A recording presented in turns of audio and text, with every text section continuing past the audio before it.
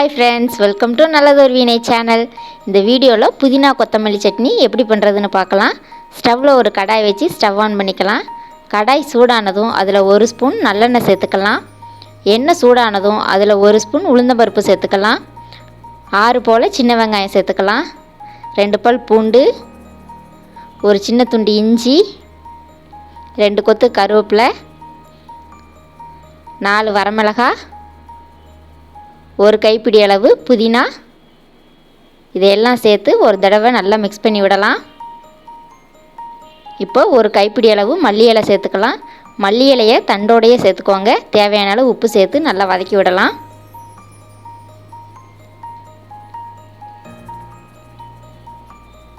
இந்த அளவு வதங்கி வந்ததும் மீடியம் சைஸில் இருக்கிற 2 தக்காளி சேர்த்து நல்லா வதக்கி விடலாம்.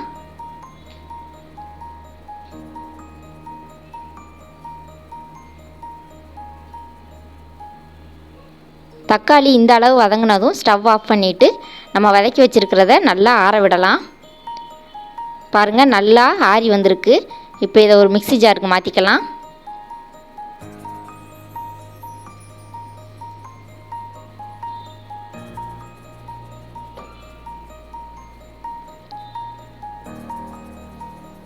இப்போ இதில் கொஞ்சமாக தண்ணி ஊற்றி நல்லா அரைச்சி எடுத்துகிட்டு வந்துடலாம். பாருங்கள், சூப்பராக அரைச்சிட்டு வந்தாச்சு. இப்போ இதை வேறு பாத்திரத்துக்கு மாற்றிக்கலாம்.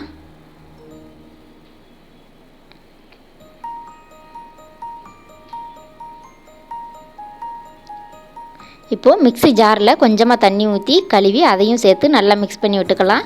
நம்ம ஆல்ரெடி உப்பு சேர்த்துருக்கோம். உப்பு பத்தலைன்னா கொஞ்சமாக சேர்த்து மிக்ஸ் பண்ணிக்கோங்க. ஸ்டவ்வில் ஒரு தாளிப்பு கரண்டி வச்சு அதில் 2 ஸ்பூன் நல்லெண்ணெய் சேர்த்துக்கலாம். கொஞ்சமாக கடுகு போட்டு நல்லா பொரிய விடலாம்.